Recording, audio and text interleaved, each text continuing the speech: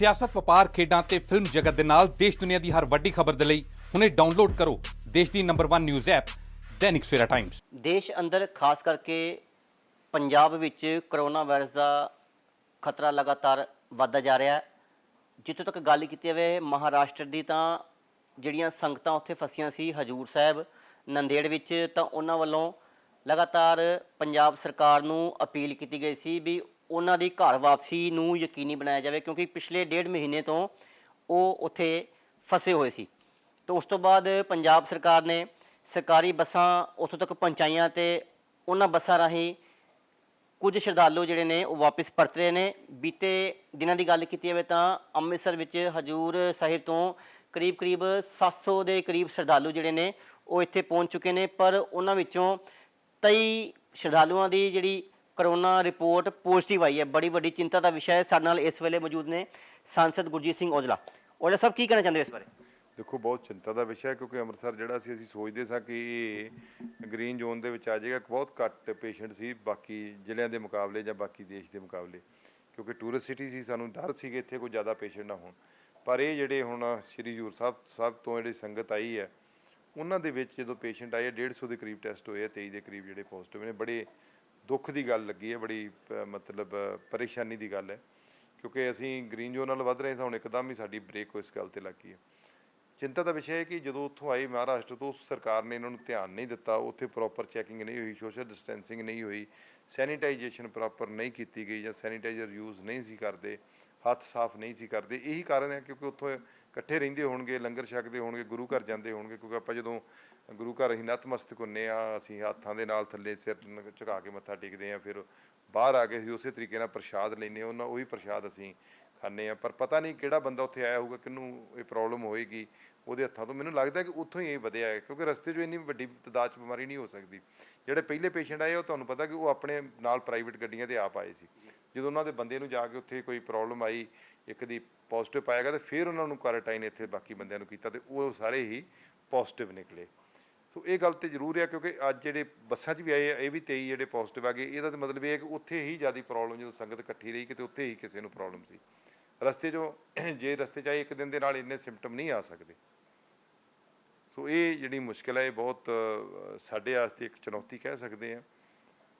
ਪਰ ਕੋਈ ਨਹੀਂ, ਹੁਣ ਜਿਹੜਾ ਵੀ ਆ ਇਹਦਾ ਮਤਲਬ ਇਹਦਾ ਇਲਾਜ ਵੀ ਕਰਾਂਗੇ, ਇਹਨੂੰ ਕੁਆਰੰਟਾਈਨ ਕਰਕੇ, ਆਈਸੋਲੇਟ ਕਰਕੇ।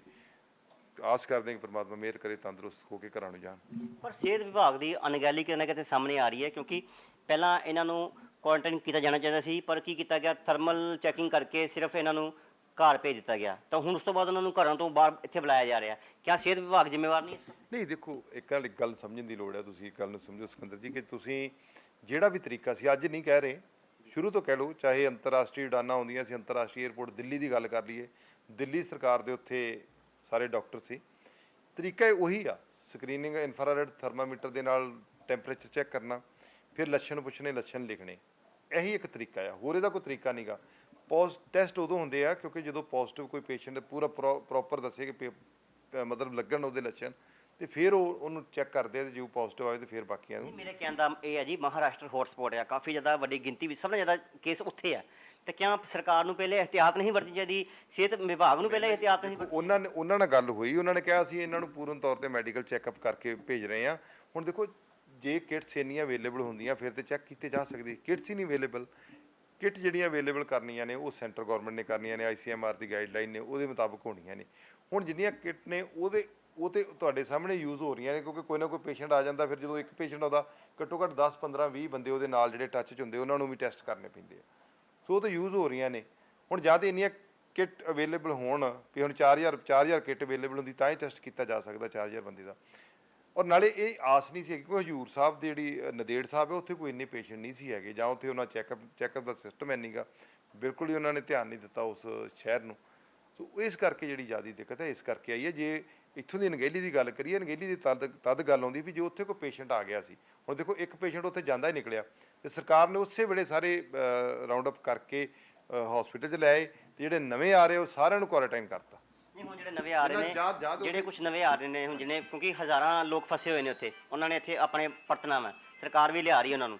ਕਿਆ ਹੁਣ ਉਹਨਾਂ ਵਾਸਤੇ ਜਿਹੜੇ ਵੀ ਗਾਈਡਲਾਈਨ ਜਿਹੜੀ ਸਰਕਾਰ ਨੇ ਨਵੀਂ ਜਾਰੀ ਕੀਤੀ 21 ਦਿਨ ਦੀ, ਸਰਕਾਰੀ ਕੁਆਰੰਟਾਈਨ ਜਿਹੜੀ ਕੇਂਦਰ 'ਚ ਰੱਖਿਆ ਜਾ ਰਿਹਾ। ਬਿਲਕੁਲ ਰੱਖਣੇ ਪੈਣੇ ਨੇ, ਕਿਉਂਕਿ ਉਹ ਹੁਣ ਜਿਹੜੀਆਂ ਗਾਈਡਲਾਈਨ ਇਸ ਸਟੇਟ ਦੀਆਂ ਨੇ ਉਹਦੇ ਮੁਤਾਬਕ ਹੀ ਉਹਨਾਂ ਨੂੰ ਰਿਲੀਜ਼ ਕੀਤਾ ਜਾ ਸਕਦਾ। ਪਹਿਲਾਂ ਤਾਂ ਉਹਨਾਂ ਦੇ ਟੈਸਟ ਹੋਣਗੇ, ਜਿਹੜੇ ਪੋਜ਼ਿਟਿਵ ਆ ਗਏ ਉਹਨਾਂ ਨੂੰ ਆਈਸੋਲੇਟ ਕਰਕੇ ਰੱਖਿਆ ਜਾਏਗਾ, ਜਿਹੜੇ ਕੋਈ ਬਾਕੀ ਬਚ ਜਾਣਗੇ ਉਹਨਾਂ ਨੂੰ ਕੁਆਰੰਟਾਈਨ ਵਾਰਡ 'ਚ ਉਹਨਾਂ ਨੂੰ 21 ਦਿਨ ਵਾਸਤੇ ਰੱਖਿਆ ਜਾਏਗਾ। ਉਹ ਬਹੁਤ ਜ਼ਰੂਰੀ ਹੈ, ਕਿਉਂਕਿ ਲੱਛਣ ਕਿਤੇ ਕੋਈ ਇਕੱਠੇ ਆਏ ਨੇ, ਹੁਣ ਤੇ ਨਹੀਂ ਆਏ, ਤੇ ਕੋਈ 14 ਦਿਨਾਂ ਦੇ ਵਿੱਚ ਕੋਈ ਲੱਛਣ ਨਾ ਉਹਨਾਂ 'ਚ ਆ ਜਾਣ, ਫਿਰ ਉਹਨਾਂ ਦੇ ਟੈਸਟ ਹੋਣਗੇ, ਫਿਰ ਉਹਨਾਂ ਨੂੰ ਜਿਹੜੀ ਰਾਹਤ ਫਿਰ ਮਿਲ ਸਕਦੀ ਆ। ਉਹਨਾਂ ਨੂੰ ਕਿ ਸਾਨੂੰ ਵੀ ਰਾਹਤ ਤਦ ਮਿਲਣੀ, ਪ੍ਰਸ਼ਾਸਨ ਨੂੰ ਵੀ ਤਦ ਮਿਲਣੀ ਜਿੰਨਾ ਚਿਰ ਇਹ ਤੰਦਰੁਸਤ ਨਹੀਂ ਹੁੰਦੇ। ਇੱਕ ਹੋਰ ਭਖਦਾ ਇਸ਼ੂ ਹੈ ਦਿੱਲੀ ਕਟਰਾ ਐਕਸਪ੍ਰੈਸਵੇ, ਜਿਸ ਦੀ DPR 2016 ਵਿੱਚ ਤਿਆਰ ਹੋਈ ਸੀ। ਉਦੋਂ ਅਕਾਲੀ ਦਲ ਦੀ ਸਰਕਾਰ ਸੀਗੀ, ਉਸ ਸਮੇਂ ਵਿੱਚ ਅੰਮ੍ਰਿਤਸਰ ਨੂੰ ਵੀ ਸ਼ਾਮਿਲ ਕੀਤਾ ਗਿਆ ਸੀ, ਪਰ ਹੁਣ ਜਿਹੜੀ ਨਵੀਂ ਨੋਟੀਫਿਕੇਸ਼ਨ ਹੈ, ਨਵੀਂ DPR ਜਿਹੜੀ ਹੋਈ ਹੈ, ਉਸ ਵਿੱਚ ਅੰਮ੍ਰਿਤਸਰ ਨੂੰ ਬਾਹਰ ਕੱਢ ਦਿੱਤਾ ਗਿਆ। ਉਸ ਬਾਰੇ ਕੀ ਕਹਿਣਾ ਚਾਹੁੰਦੇ? ਇਹ ਬਹੁਤ ਮੰਦੀ ਭਾਗੀ ਗੱਲ ਆ। ਤੁਸੀਂ ਇੱਕ ਚੀਜ਼ ਨੂੰ ਧਿਆਨ ਨਾਲ ਦੇਖੋ ਕਿ ਇਹ ਜਿਹੜਾ ਪ੍ਰੋਜੈਕਟ ਸੀ ਇਹ ਅੰਮ੍ਰਿਤਸਰ ਵਾਸਤੇ ਇੱਕ ਇਕਨੋਮਿਕਲੀ ਬੜਾ ਵੱਡਾ ਲਾਭ ਹੋਣ ਵਾਲਾ ਸੀ, ਕਿਉਂਕਿ ਅੰਮ੍ਰਿਤਸਰ ਤੋਂ ਸ਼ੁਰੂ ਹੋ ਕੇ ਦਿੱਲੀ ਜਾਣਾ ਸੀ ਜਾਂ ਦਿੱਲੀ ਸ਼ੁਰੂ ਹੋ ਕੇ ਅੰਮ੍ਰਿਤਸਰ ਤੱਕ ਆਉਣਾ ਸੀ, ਜਿਹੜਾ 16 ਦੀ DPR ਹੈ। ਪਰ ਉਸ ਤੋਂ ਬਾਅਦ ਡਾਕਟਰ ਇੱਕ ਹੈਗੇ ਨੇ MP ਨੇ, ਉਹਨਾਂ ਨੇ ਵਿੱਚ ਦਖਲਅੰਦਾਜ਼ੀ ਕਰਕੇ ਇਹਨੂੰ ਕਟੜੇ ਤੱਕ ਲੈ ਕੇ ਗਏ ਕਿ ਅਸੀਂ ਕਟੜੇ ਤੱਕ ਮਾਤਾ ਵੈਸ਼ਨੋ ਦੇਵੀ ਜੀ ਦੇ ਦਰਸ਼ਨਾਂ ਨੂੰ ਵੀ ਜਾਣਗੇ। ਸੋ ਇਸ ਪ੍ਰੋਜੈਕਟ ਦਾ ਨਾਮ ਰੱਖ ਦਿੱਤਾ ਗਿਆ ਦਿੱਲੀ ਅੰਮ੍ਰਿਤਸਰ ਕਟੜਾ ਐਕਸਪ੍ਰੈਸਵੇ। ਹੁਣ ਦੇਖੋ ਤੁਹਾਡੇ ਸਾਹਮਣੇ ਮੈਂ ਦਿਖਾਇਆ ਕਿ ਸੁਖਬੀਰ ਬਾਦਲ ਵੀ ਕਹਿ ਰਹੇ ਕਿ ਅਲਾਈਨਮੈਂਟ ਜਿਹੜੀ ਫਾਈਨਲ ਹੋ ਗਈ ਹੈ, ਖੱਟੜ ਸਾਹਿਬ ਬਿਆਨ ਦੇ ਰਹੇ ਨੇ, ਗਡਕਰੀ ਸਾਹਿਬ ਬੈਠੇ ਨੇ ਵੀ ਅਲਾਈਨਮੈਂਟ ਫਾਈਨਲ ਹੈ।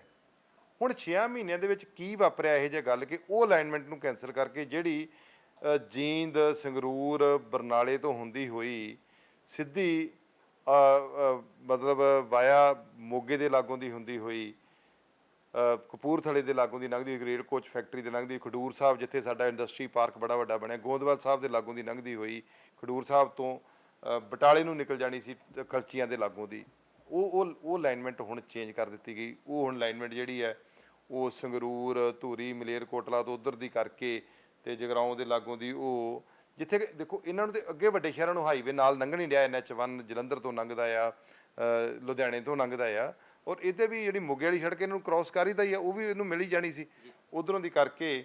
ਤੇ ਇਹਨਾਂ ਨੇ ਕਰਤਾਰਪੁਰ ਜਿਹੜਾ ਫਰਨੀਚਰ ਜਿੱਥੇ ਬਣਦਾ ਆ ਜਲੰਧਰ ਦੇ ਲਾਗੇ, ਜਿਹੜਾ ਛੋਟਾ ਕਸਬਾ ਆ, ਉੱਥੋਂ ਭੁਲੱਥ ਨੂੰ ਕਰਕੇ ਤੇ ਸਿੱਧੀ ਲੈ ਗਏ ਨੇ ਗੁਰਦਾਸਪੁਰ ਵਾਲੀ ਸਾਈਡ ਨੂੰ। ਇਹਦੇ ਉੱਤੇ ਲੌਜਿਸਟਿਕ ਪਾਰਕ ਬਣਨੇ ਨੇ, ਇਹਦੇ ਤੇ ਇਕਨੋਮਿਕਲੀ ਬਹੁਤ ਵੱਡਾ ਫਾਇਦਾ ਹੈ। ਬਿਆਸ ਨੂੰ ਇਹਨਾਂ ਕ੍ਰਾਸ ਨਹੀਂ ਕਰਾਇਆ, ਸਾਡੇ ਕੋਲ 2 ਪੁਲ ਨੇ ਸਿਰਫ ਬਿਆਸ ਦੇ ਉੱਤੇ, ਦੂਜੇ 2 ਪੁਲ ਜਿਹੜੇ ਬਣਨੇ ਸੀ ਉਹ ਇਹਦੇ ਰਾਹੀਂ ਬਣਨੇ ਸੀ। ਅੱਜ ਬਿਆਸ ਦੇ ਪੁਲ ਬੰਦ ਹੋ ਜਾਣ ਤੇ ਸਾਡੇ ਕੋਲ ਜਾਣ ਦਾ, ਬਿਆਸ ਪਾਰ ਕਰਨ ਦਾ ਕੋਈ ਰਸਤਾ ਹੀ ਹੈ ਨਹੀਂਗਾ, ਕੋਈ ਚਾਰਾ ਹੀ ਹੈ ਨਹੀਂਗਾ ਸਾਡੇ ਕੋਲ। ਔਰ ਇਹ ਅੱਜ ਕਿਸ ਸਾਜ਼ਿਸ਼ ਦੇ ਤਹਿਤ ਹੋਇਆ ਸਾਨੂੰ ਇਹ ਗੱਲ ਦੀ ਸਮਝ ਨਹੀਂ ਲੱਗ ਸਕੀ, ਕਿਉਂਕਿ ਜਿਹੜੀਆਂ ਹੁਣ DPR ਇਹਨਾਂ ਨੇ ਜਮ੍ਹਾਂ, ਜਿਹੜੀ DPR ਇਹਨਾਂ ਦੀ ਹੁਣ ਜਿਹੜੀ ਉਹਨਾਂ ਦੀ ਸ਼ੋਅ ਹੁੰਦੀ ਹੈ ਵੈਬਸਾਈਟ ਤੇ, ਉੱਥੇ 3 ਆਪਸ਼ਨ ਨੇ। ਪਿੰਕ ਲਾਈਨ ਜਿਹੜੀ ਉਹ ਪੁਰਾਣੀ ਲਾਈਨ ਜਿਹੜੀ ਅਪਰੂਵ ਹੋਈ ਸੀ, ਜਿਹੜੀ ਖੱਟੜ ਸਾਹਿਬ ਤੇ ਸੁਖਬੀਰ ਬਾਦਲ ਜਿਹੜਾ ਬਿਆਨ ਦੇ ਰਹੇ। ਦੂਸਰੀ ਬਲੈਕ ਲਾਈਨ ਸੀ ਉਹਦੇ ਨਾਲ ਹੀ, ਉਹ 2 ਆਪਸ਼ਨ ਸੀ, ਉਹ ਸੇਮ ਹੀ ਲੱਗੇ, ਥੋੜੇ ਬਹੁਤੇ ਫਰਕ ਬਣਾਇਆ ਹੁੰਦੀ ਹੈ। ਤੀਸਰੀ ਜਿਹੜੀ ਹੁਣ ਗ੍ਰੀਨ ਲਾਈਨ ਹੈ, ਤੇ ਪਿੰਕ ਲਾਈਨ ਜਿਹੜੀ ਅਪਰੂਵ ਕੀਤੀ ਆ, ਉਹਦੇ 'ਚ ਅੱਜ DPR ਰਿਪੋਰਟ 'ਚ ਕੀ ਲਿਖਦੇ ਨੇ ਕਿ ਜੇ ਇਹ ਲਾਈਨ ਜਿਹੜੀ ਆ ਜਿਹੜਾ ਆਪਸ਼ਨ 3 ਹੈ, ਇਹਨੂੰ 3 ਆਪਸ਼ਨ ਕੀਤਾ ਗਿਆ। ਜਿਹੜਾ ਆਪਸ਼ਨ 3 ਹੈ, ਜੇ ਇਹ ਬਣਾਉਂਦੇ ਆ ਤੇ ਸਾਨੂੰ ਜਦੋਂ ਬਟਾਲੇ ਗੁਰਦਾਸਪੁਰ ਤੋਂ ਪਠਾਨਕੋਟ ਨੂੰ ਨਿਕਲਦੇ ਆ ਤੇ ਸਾਨੂੰ ਬੜੀਆਂ ਜਿਹੜੀਆਂ ਉੱਥੇ ਸਾਨੂੰ ਸੁਰੰਗ ਜਿਹੜੀਆਂ ਨੇ, ਹਿਲਸ ਨੇ ਉੱਥੇ ਬੜੀਆਂ, ਤੇ ਉਹ ਜਿਹੜੀਆਂ ਸੁਰੰਗ ਨੇ ਉਹ ਸਾਨੂੰ ਬਣਾਉਣੀਆਂ ਪੈਣੀਆਂ ਨੇ, ਟਨਲਸ ਬਣਾਉਣੀਆਂ ਪੈਣੀਆਂ ਨੇ। ਪਹਾੜੀ ਖੇਤਰ ਹੈ ਨਹੀਂ, ਮੈਂ ਇਹੀ ਤਾਂ ਤੁਹਾਨੂੰ ਕਹਿ ਰਿਹਾ, ਸਾਜ਼ਿਸ਼ ਨਹੀਂ ਤੇ ਹੋਰ ਕੀ ਹੈ ਫਿਰ ਅੰਮ੍ਰਿਤਸਰ ਦੇ ਨਾਲ। ਨਹੀਂ ਅੱਗੇ ਇਹ ਹੈ ਕਿ ਉਹਦਾ ਖਰਚਾ ਵਧਾ ਕੇ ਦੱਸ ਦਿੱਤਾ ਗਿਆ ਨਾ ਵੀ ਖਰਚਾ ਬਹੁਤ ਵੱਧ ਜਾਣਾ ਜੀ, ਉਹ ਨਾ ਕਰੋ ਜੀ, ਆਹ ਕਰ ਲਓ। ਪਹਿਲਾਂ ਵੀ ਕਈ ਪ੍ਰੋਜੈਕਟ ਅੰਮ੍ਰਿਤਸਰ ਨੂੰ ਦਿੱਤੇ ਗਏ, ਏਮਸ ਜਾਂ ਹੋਰ ਵੀ ਕਈ ਪ੍ਰੋਜੈਕਟ ਦਿੱਤੇ ਗਏ, ਯੂਨੀਵਰਸਿਟੀ ਦਿੱਤੀ ਗਈ, ਪਰ ਉਹ ਯੂਨੀਵਰਸਿਟੀ ਜਾਂ ਏਮਸ ਜਿਹੜਾ ਉਹ ਇੱਥੋਂ ਹੋਰ ਕਿਤੇ ਮਾਲਵੇ ਜਗ੍ਹਾ ਲਾ ਦਿੱਤਾ ਗਿਆ। ਕਿਆ ਅੰਮ੍ਰਿਤਸਰ ਨਾਲ ਇੰਨੀ ਵੱਡੀ ਵਧੀਕੀ ਕੀਤੀ ਜਾ ਰਹੀ ਹੈ? ਇਹ ਤੇ ਬੜੇ ਵੱਡੇ ਪੱਧਰ ਤੇ ਹੋ ਰਹੀ ਹੈ, ਕੋਈ ਛੋਟੇ ਪੱਧਰ ਤੇ ਥੋੜਾ ਹੋ ਰਹੀ ਹੈ। ਮੈਂ ਤੁਹਾਨੂੰ ਉਹੀ ਕਹਿ ਰਿਹਾ, ਨਾਲ ਇਹਨਾਂ ਲਿਖਤਾ ਵੀ 11 ਕਿਲੋਮੀਟਰ ਘੱਟ ਜਾਂਦਾ ਸਫ਼ਰ, ਕਿ ਅੰਮ੍ਰਿਤਸਰ ਨੂੰ ਇੱਕ ਹਾਈਵੇ ਦੇਣ ਲੱਗਿਆ ਇਹਨਾਂ ਇਹ 11 ਕਿਲੋਮੀਟਰ ਦਾ ਤੇ ਵੀ ਸੋਚਣਾ ਹੈ। ਫਿਰ ਇਹਨਾਂ ਨੇ ਇਹ ਬਿਆਨ ਦਿੱਤਾ, ਤੁਹਾਡੇ ਏਮਸ ਵਾਲੀ ਗੱਲ ਤੇ ਮੈਂ ਬਾਅਦ ਚ ਆਉਣਾ ਹੈ, ਇਹਨਾਂ ਨੇ ਬੀਬੀ ਹਰਸਿਮਰਤ ਕੌਰ ਬਾਦਲ ਜੀ ਨੇ ਵੀ ਔਰ ਵਿਜੇਂਦਰ ਸਿੰਗਲਾ ਜੀ ਨੇ ਵੀ ਬਿਆਨ ਦਿੱਤਾ ਕਿ 6 ਲੇਨ ਜਿਹੜਾ ਵਾ ਅਸੀਂ ਐਕਸਪ੍ਰੈਸਵੇ ਕਰਤਾਰਪੁਰ ਤੋਂ ਦੇ ਰਹੇ ਹਾਂ। ਪਹਿਲੀ ਗੱਲ ਤੇ ਭੁਲੇਖਾ ਇਹ ਪਾਉਂਦੇ ਵੀ ਸ਼ਾਇਦ ਕਰਤਾਰਪੁਰ ਅਗਲੇ ਬੰਨੇ ਤੱਕ ਜਾ ਰਹਾ, ਡੇਰੇ ਬਾਬੇ ਨਾਨਕ ਤੱਕ ਜਾਣਾ। ਮੈਂ ਲੋਕਾਂ ਨੂੰ ਇਹ ਦੱਸਣਾ ਚਾਹੁੰਦਾ ਹੈ, ਉਹ ਕਰਤਾਰਪੁਰ ਸਾਹਿਬ ਆ, ਇਹ ਕਰਤਾਰਪੁਰ ਕਸਬਾ ਆ ਜਲੰਧਰ ਦੇ ਲਾਗੇ, ਇਹ ਉਧਰੋਂ ਲੰਘਣਾ ਆ। ਜਿਹੜਾ 6 ਦੇ ਰਹੇ ਐਕਸਪ੍ਰੈਸ ਲੇਨ ਉਹ ਤੇ ਆਲਰੇਡੀ ਸਾਡਾ ਬਣਿਆ ਆ, ਸਿਰਫ 20 ਕਿਲੋਮੀਟਰ ਦਾ 30 ਦਾ ਸਟ੍ਰੈਚ ਹੈ, ਉਹ ਤੇ ਪੈਂਡਿੰਗ ਹੈ, ਉਹ 2013 ਦਾ ਪਾਸ ਹੋਇਆ ਹੈ। ਤੁਸੀਂ ਸਾਨੂੰ ਕੀ ਦੇ ਰਹੇ ਜੇ? ਉਹਦੇ ਤੁਸੀਂ ਜਿਹੜੀ ਵੀ ਸੜਕ ਦੇ ਉੱਤੋਂ ਦੀ ਲੰਘਣਾ ਉਹਨੂੰ ਸਪਰ ਲਾਉਣੇ ਨਹੀਂ ਕਿ ਉਹ ਤੇ ਹਰ ਇੱਕ ਸ਼ਹਿਰ ਨੂੰ ਲੱਥਣੇ, ਸਾਡੇ ਲਈ ਉਹ ਕੀ ਨਵਾਂ ਹੋ ਰਿਹਾ। ਤੇ ਜੇ ਤੁਸੀਂ ਉਹਨੂੰ ਹੀ ਵਧਾਉਣਾ ਸੀ, ਜੇ ਉਹਨੂੰ ਐਕਸਟੈਂਡ ਕਰਨਾ ਸੀ ਪੁਰਾਣੇ ਹਾਈਵੇ ਨੂੰ ਹੀ, ਤੇ ਫਿਰ ਤੁਸੀਂ ਪਿੱਛੋਂ ਦਿੱਲੀੋਂ ਹੀ ਇਹਨੂੰ ਐਕਸਟੈਂਡ ਕਰ ਲਿਓ, ਤੇ ਫਿਰ ਨਵਾਂ ਬਣਾਇਆ ਕਿਉਂ?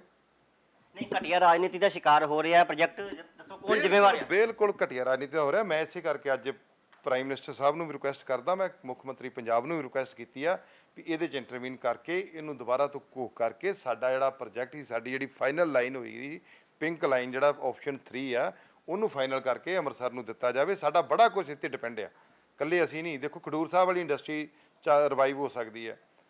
ਗੁਰੂ ਤੇਗ ਬਹਾਦਰ ਜੀ ਦਾ 400 ਸਾਲਾ ਮਨਾਉਣ ਜਾ ਰਹੇ ਹਾਂ, ਉਹਨਾਂ ਦਾ ਜਨਮ ਸਥਾਨ ਇੱਥੇ ਗੁਰੂ ਕੇ ਮਹਿਲ ਇੱਥੇ ਆ। ਫਿਰ ਤੁਸੀਂ ਗੁਰਦੁਆਰਾ ਬਾਬਾ ਬਕਾਲਾ ਸਾਹਿਬ ਇੱਥੇ ਆ, ਖਡੂਰ ਸਾਹਿਬ ਇੱਥੇ ਆ, ਸੁਲਤਾਨਪੁਰ ਲੋਧੀ ਨੂੰ ਇਹਨੇ ਸ਼ਾਰਟੈਸਟ ਰਸਤਾ ਪੈਣਾ ਇਹਦੇ ਤੋਂ ਲੱਥ ਕੇ। ਕਰਤਾਰਪੁਰ ਸਾਹਿਬ ਕੋਰੀਡੋਰ ਬਣਿਆ, ਹੁਣ ਇਹ ਸਾਰੀ ਮਤਲਬ ਸਿੱਖ ਸੰਗਤ ਨੇ ਬਣਾਇਆ, ਉਹਨੂੰ ਵੀ ਵਾਧਾ ਹੈ ਇਸ ਗੱਲ ਦਾ। ਹਰਿਮੰਦਰ ਸਾਹਿਬ ਜਿੱਥੇ ਸਾਰੇ ਲੀਡਰ ਨਤਮਸਤਕ ਹੋਣ ਆਉਂਦੇ ਵਰਲਡ ਲੈਵਲ ਤੋਂ, ਤੇ ਸਾਡੇ ਪੰਜਾਬ ਵਾਲੇ ਵੀ, ਸਾਡੇ ਹਿੰਦੁਸਤਾਨ ਵਾਲੇ ਵੀ। ਮੈਂ ਤਾਂ ਉਹਨਾਂ ਲੀਡਰਾਂ ਨੂੰ ਕਹਿੰਦਾ ਹੁਣ ਪਿੱਠ ਕਿਉਂ ਕਰਦੇ ਜਾਂ ਹਰਿਮੰਦਰ ਸਾਹਿਬ ਵੱਲ? ਹੁਣ ਹਰਿਮੰਦਰ ਸਾਹਿਬ ਲਈ ਖਲੋ। ਹਰਿਮੰਦਰ ਜੀ ਕੌਣ, ਕਿਹਨੂੰ ਜ਼ਿੰਮੇਵਾਰ ਦੱਸਿਓ, ਸਾਫ਼-ਸਾਫ਼ ਇਹ ਗੱਲ ਕਰੋ ਵੀ ਜ਼ਿੰਮੇਵਾਰ ਕੌਣ ਨੇ? ਦੇਖੋ ਮੈਨੂੰ ਜਦੋਂ ਮੈਂ ਇਹਦੀ ਇਨਕੁਆਇਰੀ ਨਹੀਂ ਕਰ ਪਾ ਰਿਹਾ, ਮੇਰੇ ਕੋਲ ਕੋਈ ਇਨਕੁਆਇਰੀ ਕੀਤੀ ਜਿਹੜੀ ਮੈਨੂੰ ਜ਼ਿੰਮੇਵਾਰੀ ਫਿਕਸ ਕਰਦੇ ਆ। ਮੈਂ ਗਲਤ ਇਲਜ਼ਾਮ ਕਿਸੇ ਤੇ ਨਹੀਂ ਲਾ ਸਕਦਾ, ਪਰ ਮੈਂ ਇਹਨਾਂ ਨੂੰ ਰਿਕੁਐਸਟ ਕਰ ਸਕਦਾ ਵੀ ਤੁਸੀਂ ਮੁੱਦਾ ਚੁੱਕ ਰਹੇ ਹੋ। ਮੁੱਦਾ ਮੈਂ ਕਹਿ ਤੇ ਰਿਹਾ, ਮੈਂ ਹੁਣ ਮੁੱਦਾ ਚੁੱਕ ਕੇ ਹੁਣ ਮੈਂ ਕਿਸੇ ਤੇ ਗਲਤ ਬਲੇਮ ਮੈਂ ਤੈਨੂੰ ਕਿੱਦਾਂ ਕਰਦੇ ਆ? ਗਲਤ ਬਲੇਮ ਨਹੀਂ ਕਰ ਸਕਦਾ, ਪਰ ਮੈਂ ਇੱਥੇ ਕੁਛ ਨਾ ਕੁਛ ਤੇ ਹੋਇਆ ਨਾ। ਜਿਹਨਾਂ DPR ਬਣਾਈ ਉਹ ਦੱਸਣ ਕਿਹਦੇ ਕਹਿਣ ਤੇ DPR ਬਣਾਈ ਆ। ਪਰ ਸੰਸਦ ਸ਼ਵੇਤ ਮਲਿਕ ਇਸ ਤੇ ਆਪਣਾ ਰਾਗ ਲਾਪ ਰਹੇ ਨੇ, ਉਹ ਕਹਿ ਰਹੇ ਨੇ ਵੀ ਇਸ ਵਾਸਤੇ ਮੁੱਖ ਮੰਤਰੀ ਕੈਪਟਨ ਅਮਰਿੰਦਰ ਸਿੰਘ ਜ਼ਿੰਮੇਵਾਰ ਨੇ। ਦੇਖੋ ਇਹ ਗਲਤ ਗੱਲਾਂ ਨੇ, ਮੈਂ ਸ਼ਵੇਤ ਮਲਿਕ ਹੋਣਾ ਨੂੰ ਮਿਲ ਕੇ ਕਹੀਆਂ ਸੀ, ਮੈਂ ਕਿਹਾ ਤੁਸੀਂ ਗਲਤ ਗੱਲਾਂ ਨਾ ਕਰੋ, ਇਹ ਗਲਤ ਗੱਲਾਂ ਦਾ ਸਮਾਂ ਨਹੀਂ। ਇਹ ਜਾਂ ਜਿਹਨੇ DPR ਬਣਾਈ ਉਹ ਕਵੇ ਵੀ ਮੈਨੂੰ ਮੁੱਖ ਮੰਤਰੀ ਸਾਹਿਬ ਨੇ ਕਿਹਾ ਜਾਂ ਇਹਨਾਂ ਬਦਲ ਨਹੀਂ ਕਿਹਾ, ਫਿਰ ਤੇ ਅਸੀਂ ਕਹੀਏ ਮੁੱਖ ਮੰਤਰੀ ਸਾਹਿਬ ਨੂੰ। ਇਹ ਤਾਂ ਹੁਣ ਜਦੋਂ ਪੈਸੇ ਕੇਂਦਰ ਨੇ ਦੇਣੇ ਆ, ਮੁੱਖ ਮੰਤਰੀ ਸਾਹਿਬ ਨੇ ਜਦ ਪੈਸੇ ਦੇਣੇ, ਹੁਣ ਮੈਂ ਉਹਨਾਂ ਨੂੰ ਕਹਾਂ ਪੈਸੇ ਕੇਂਦਰ ਨੇ ਦੇਣੇ ਆ, ਸਾਰਾ ਇੱਕ ਪੈਨੀ ਜਿਹੜੀ ਇੱਥੇ ਲੱਗਣੀ ਆ, ਜ਼ਮੀਨ ਕੁਆਇਰ ਤੋਂ ਲੈ ਕੇ ਕੰਪਲੀਟ ਸੈਂਟਰ ਗਵਰਨਮੈਂਟ ਨੇ ਦੇਣੀ ਆ। ਜਦੋਂ ਪੈਸੇ ਮੈਂ ਦੇਣੇ, ਚੀਜ਼ ਮੈਂ ਖਰੀਦਣੀ, ਤੇ ਕੋਈ ਮੈਨੂੰ ਦੱਸੂਗਾ ਵੀ ਕਿਹੜੀ ਚੀਜ਼ ਲੈਣੀ ਕਿਹੜੀ ਨਹੀਂ ਲੈਣੀ। ਨਾਲੇ ਕੇਂਦਰ ਦਾ ਇੱਕ ਡ੍ਰੀਮ ਪ੍ਰੋਜੈਕਟ ਸੀ ਹਰਿਮੰਦਰ ਸਾਹਿਬ ਨੂੰ ਜੋੜਨਾ ਕੱਟਾ ਸਾਹਿਬ ਦੇ ਨਾਲ, ਤੇ ਕੀ ਉਹ ਇਹਨਾਂ ਦੇ ਆਖਿਆ ਰੋਕ ਦੇਣਗੇ? ਇਹੀ ਚੀਜ਼ ਮੈਂ ਸ਼ਵੇਤ ਮਲਿਕ ਹੋਣਾ ਨੂੰ ਕਹੀ ਵੀ ਜਿੰਨਾ ਚਿਰ ਸਾਨੂੰ ਕੋਈ ਬੰਦਾ ਸਾਹਮਣੇ ਨਹੀਂ ਆਉਂਦਾ, ਪਰ ਅਸੀਂ ਜਿਹੜਾ ਵੀ ਬੰਦਾ ਉਹਦੇ ਕੰਨਾਂ 'ਚ ਆਵਾਜ਼ ਪਾਉਣੀ ਚਾਹੁੰਦੇ ਆ ਵੀ ਹਰਿਮੰਦਰ ਸਾਹਿਬ ਵੱਲ ਪਿੱਠ ਨਹੀਂ ਕਰਨੀ, ਹਰਿਮੰਦਰ ਸਾਹਿਬ ਵੱਲ ਪਿੱਠ ਨਾ ਕਰੋ। ਜੇ ਤੁਸੀਂ ਕੋਈ ਮੱਥਾ ਟੇਕਣ ਆਉਂਦਾ ਸੀ, ਜਿਹੜਾ ਵੀ ਬੰਦਾ ਕੋਈ ਹੋਏਗਾ ਇਹਦੇ ਅੰਦਰ, ਉਹ ਸਿਰਫ ਦਿਖਾਵੇ ਲਈ ਮੱਥਾ ਟੇਕਦਾ ਸੀ, ਤੇ ਜਾਂ ਉਹ ਇਹ ਵੀ ਸ਼ਰੇਆਮ ਆ ਕੇ ਕਹਦੇ ਕਿ ਮੇਰਾ ਕਿਤੇ ਆਸਥਾ ਨਹੀਂ ਹੈਗੀ ਇਹਨਾਂ ਚੀਜ਼ਾਂ ਦੇ ਵਿੱਚ। ਮੈਂ ਬੇਨਤੀ ਕਰੂੰਗਾ, ਹਰਿਮੰਦਰ ਸਾਹਿਬ 'ਚ ਸਾਰੀ ਦੁਨੀਆ ਨਤਮਸਤਕ ਹੁੰਦੀ ਆ, ਤੇ ਸਾਡੇ ਕੋਲ ਕੁਝ ਨਹੀਂ ਹੈਗਾ, ਸਾਰੀ ਇੰਡਸਟਰੀ ਸਾਡੀ ਤਬਾਹ ਹੋ ਗਈ ਆ, ਬਾਰਡਰ ਤੇ ਅਸੀਂ ਲੱਗੇ ਆ। ਦੇਸ਼ ਦੀ ਆਜ਼ਾਦੀ ਤੋਂ ਬਾਅਦ ਸਾਡੇ ਹਾਲਾਤ ਵੇਖ ਲਓ, ਤੇ ਲਾਹੌਰ ਦੇ ਹਾਲਾਤ ਵੇਖ ਲਓ, ਅਸੀਂ ਇੱਕੋ ਜਿਹੇ ਸ਼ਹਿਰ ਸਾਂ, ਇੱਕ ਅਧਿਆਤਮਿਕ ਪੱਖ ਤੋਂ ਉੱਤੇ ਸੀ, ਇੱਕ ਰਾਜਨੀਤਿਕ ਪੱਖ ਤੋਂ ਉੱਤੇ ਸੀ। ਅੱਜ ਲਾਹੌਰ ਜਿਹੜਾ ਆ ਉਹ ਮਤਲਬ ਏਸ਼ੀਆ ਦੇ ਪਹਿਲੇ 10 ਸ਼ਹਿਰਾਂ 'ਚ ਆਉਂਦਾ ਇਨਫਰਾਸਟ੍ਰਕਚਰ ਵਾਈਜ਼। 1 ਕਰੋੜ 10 ਲੱਖ ਦੀ ਆਬਾਦੀ ਆ, ਅਸੀਂ ਕਿੱਥੇ ਖੜੇ ਆ? ਅਸੀਂ ਤੇ ਮਾਇਜ 4 ਲੱਖ ਤੋਂ 25 ਲੱਖ ਤੇ ਆਏ ਆ। ਏਮਸ ਜਿਹੜੇ ਤੁਸੀਂ ਮੈਨੂੰ ਸਵਾਲ ਕੀਤਾ ਹੈ ਕਿ ਜਿਹੜੇ ਪ੍ਰੋਜੈਕਟ ਹੋਏਗਾ, ਹੁਣ ਦੱਸੋ। PGI ਸੰਗਰੂਰ ਬਣੀ ਆ, ਕੀ PGI ਨੂੰ ਸੰਗਰੂਰ ਨੂੰ ਲੋੜ ਹੀ ਕਿ ਅੰਮ੍ਰਿਤਸਰ ਨੂੰ ਲੋੜ ਸੀ ਪਹਿਲਾਂ? ਏਮਸ ਬਠਿੰਡੇ ਬਣਿਆ, ਅਨਾਉਂਸਮੈਂਟ ਅੰਮ੍ਰਿਤਸਰ ਲਈ ਹੋਈ ਆ, ਬਠਿੰਡੇ ਕੋ ਗਿਆ। Centre university doctor Manmohan Singh ਉਹਨਾਂ ਦਿੱਤੀ ਆ, ਅੰਮ੍ਰਿਤਸਰ ਲਈ ਅਨਾਉਂਸਮੈਂਟ ਹੋਈ, ਬਠਿੰਡੇ ਕਿਉਂ ਗਈ? ਜੇਤਲੀ ਜੀ ਨੇ ਦਾ ਡ੍ਰੀਮ ਪ੍ਰੋਜੈਕਟ ਸੀ ਅੰਮ੍ਰਿਤਸਰ ਵਾਸਤੇ, ਕਿਉਂ ਨਹੀਂ ਆਇਆ? IIM ਜੇ ਆਇਆ ਹੀ ਹੈ, ਬੜੇ ਯਤਨਾਂ ਦੇ ਨਾਲ ਇੱਕ ਕਲਰਕ ਦੀ ਤਰ੍ਹਾਂ ਕੰਮ ਕਰਨਾ ਪੈਂਦਾ ਇੰਟਰਨੈਸ਼ਨਲ 에ਅਰਪੋਰਟ ਚਲਾਉਣ ਲਈ। ਇਹ ਜੇ ਕੰਮ ਕਰਨ ਵਾਸਤੇ ਮੈਂਬਰ ਪਾਰਲੀਮੈਂਟ ਤੋਂ ਥੋੜਾ ਅਸੀਂ ਕਰ ਰਹੇ ਹਾਂ, ਕੁਝ ਮਤਲਬ ਤੁਰੇ ਫਿਰਦੇ ਆ। ਉਹ ਅਜੇ ਏਮਸ ਦੀ ਬਿਲਡਿੰਗ ਨਹੀਂ ਬਣੀ, ਤੇ 5 ਕਿੱਲੇ ਏਮਸ ਦਾ ਸੈਂਟਰ ਮੋਹਾਲੀ ਅਨਾਉਂਸ ਵੀ ਕਰ ਦਿੱਤਾ ਹੈ। ਹੁਣ ਤੁਹਾਡੀ ਅਗਲੀ ਰਣਨੀਤੀ ਕੀ ਹੈ ਜੇ ਅੰਮ੍ਰਿਤਸਰ ਨੂੰ ਨਹੀਂ ਸ਼ਾਮਿਲ ਕੀਤਾ ਜਾਂਦਾ ਐਕਸਪ੍ਰੈਸਵੇ ਵਿੱਚ? ਫਿਰ ਤੁਹਾਡੀ ਅਗਲੀ ਰਣਨੀਤੀ ਕੀ ਹੈ? ਬਿਲਕੁਲ ਤਗੜੀ ਰਣਨੀਤੀ ਲੱਭਾਂਗੇ, ਫਿਕਰ ਨਾ ਕਰੋ, ਉਹ ਰਣਨੀਤੀ ਜ਼ਰੂਰ ਦੱਸਾਂਗੇ। ਅੰਮ੍ਰਿਤਸਰ ਨੂੰ ਪਿੱਠ ਨਹੀਂ ਕਰਨੀ। ਮੈਂ ਇੱਕ ਗੱਲ ਮੇਰੀ ਬੜੀ ਕਲੀਅਰ ਹੈ, ਜਿੰਨਾ ਕੀਤੀ ਆ ਉਹ ਆਪ ਜਾਣਨ, ਪਰ ਮੈਂ ਪਿੱਠ ਨਹੀਂ ਕਰਨੀ ਅੰਮ੍ਰਿਤਸਰ ਵੱਲ। ਮੈਂ ਇਸ ਨਗਰੀ ਨੇ ਮੈਨੂੰ 2 ਵਾਰੀ ਚੁਣਿਆ, ਤੇ ਮੈਂ ਇਸ ਨਗਰੀ ਦਾ ਹੀ ਹੋਣਾ ਹੈ, ਇਸ ਨਗਰੀ ਲਈ ਖੜਨਾ ਹੈ, ਸਿੱਧੀ ਜੀ ਗੱਲ ਹੈ। ਤੇ ਇਹ ਸਨ ਸੰਸਦ ਗੁਰਜੀਤ ਸਿੰਘ ਔਜਲਾ, ਜਿਨ੍ਹਾਂ ਨੇ ਅੱਜ 2 ਪੱਖ ਦੇ ਮੁੱਦਿਆਂ ਤੇ ਸਾਡੇ ਨਾਲ ਗੱਲਬਾਤ ਕੀਤੀ ਹੈ। ਪਹਿਲਾ ਪੱਖ ਦਾ ਮੁੱਦਾ ਤੁਹਾਨੂੰ ਦੱਸ ਦਈਏ, ਮਹਾਰਾਸ਼ਟਰ ਵਿੱਚ ਜਿਹੜੇ ਵੀ ਨੰਦੇੜ ਸਾਹਿਬ ਤੋਂ ਸ਼ਰਧਾਲੂ ਪੰਜਾਬ ਵਿੱਚ ਆ ਰਹੇ ਨੇ, ਉਹਨਾਂ ਵਿੱਚ 700 ਦੇ ਕਰੀਬ ਸ਼ਰਧਾਲੂ ਅੰਮ੍ਰਿਤਸਰ ਪਹੁੰਚੇ ਸੀ, ਜਿਨ੍ਹਾਂ ਵਿੱਚੋਂ 23 ਦੇ ਕਰੀਬ ਲੋਕ ਜਿਹੜੇ ਨੇ ਉਹ ਪੋਜ਼ਿਟਿਵ ਪਾਏ ਗਏ ਨੇ, ਜੋ ਕਿ ਵੱਡੀ ਚਿੰਤਾ ਦਾ ਵਿਸ਼ਾ ਹੈ। ਔਰ ਦੂਜੇ ਪਾਸੇ ਦਿੱਲੀ ਅੰਮ੍ਰਿਤਸਰ ਕਟਰਾ ਐਕਸਪ੍ਰੈਸਵੇ, ਜਿਸ ਵਿੱਚੋਂ ਅੰਮ੍ਰਿਤਸਰ ਨੂੰ ਹੁਣ ਬਾਹਰ ਕਰ ਦਿੱਤਾ ਗਿਆ ਹੈ, ਉਹ ਵੀ ਇੱਕ ਬੜਾ ਵੱਡਾ ਸਵਾਲੀ ਨਿਸ਼ਾਨ ਹੈ, ਕਿਉਂਕਿ 2016 ਵਿੱਚ ਜਦੋਂ DPR ਪਾਸ ਹੋਈ ਸੀ ਤਾਂ ਅੰਮ੍ਰਿਤਸਰ ਨੂੰ ਇਸ ਵਿੱਚ ਸ਼ਾਮਿਲ ਕੀਤਾ ਗਿਆ ਸੀ। ਕਿਉਂਕਿ ਤੁਹਾਨੂੰ ਦੱਸ ਦਈਏ, ਦਿੱਲੀ ਤੋਂ ਅੰਮ੍ਰਿਤਸਰ ਤੱਕ ਦਾ 100 ਕਿਲੋਮੀਟਰ ਦਾ ਸਫ਼ਰ ਜਿਹੜਾ ਉਹ ਘਟ ਸਕਦਾ ਹੈ, ਜਿਸ ਨਾਲ ਕਾਫੀ ਫਾਇਦਾ ਹੋ ਸਕਦਾ ਹੈ ਅੰਮ੍ਰਿਤਸਰ ਦੀ ਇਕੋਨਮੀ ਨੂੰ ਵੀ, ਕਿਉਂਕਿ ਕਰੀਬ ਗੱਲ ਕੀਤੀ ਜਾਵੇ ਤਾਂ ਲੱਖਾਂ ਲੋਕ ਰੋਜ਼ਾਨਾ ਇੱਥੇ ਪਹੁੰਚਦੇ ਨੇ, ਸੱਚਖੰਡ ਸ੍ਰੀ ਹਰਿਮੰਦਰ ਸਾਹਿਬ ਵਿਖੇ ਨਤਮਸਤਕ ਹੁੰਦੇ ਨੇ, ਬਾਰਡਰ ਤੇ ਜਾਂਦੇ ਨੇ, ਦੁਰਗਿਆਨਾ ਮੰਦਿਰ ਜਾਂਦੇ ਨੇ, ਰਾਮ ਤੀਰਥ ਜਾਂਦੇ ਨੇ। ਇਸ ਲਈ ਲਗਾਤਾਰ ਸਾਂਸਦ ਗੁਰਜੀਤ ਸਿੰਘ ਔਜਲਾ ਵੱਲੋਂ ਅੱਜ ਇਹ ਮੁੱਦਾ ਜਿਹੜਾ ਉਹ ਬੁਲੰਦ ਕੀਤਾ ਗਿਆ ਔਰ ਲਗਾਤਾਰ ਉਹਨਾਂ ਨੇ ਆਖਿਆ ਵੀ ਜਿੰਨੀ ਵੀ ਲੜਾਈ ਲੜਨੀ ਪਈ ਉਹ ਇਸ ਪ੍ਰੋਜੈਕਟ ਵਾਸਤੇ ਲੜਨਗੇ। ਕੈਮਰਾ ਪਰਸਨ ਮੁਕੇਸ਼ ਬਾਵਾ ਨਾਲ ਸਿਕੰਦਰ ਪਸੀਚਾ, ਦੈਨਿਕ ਸਵੇਰਾ ਟੀਵੀ, ਅੰਮ੍ਰਿਤਸਰ।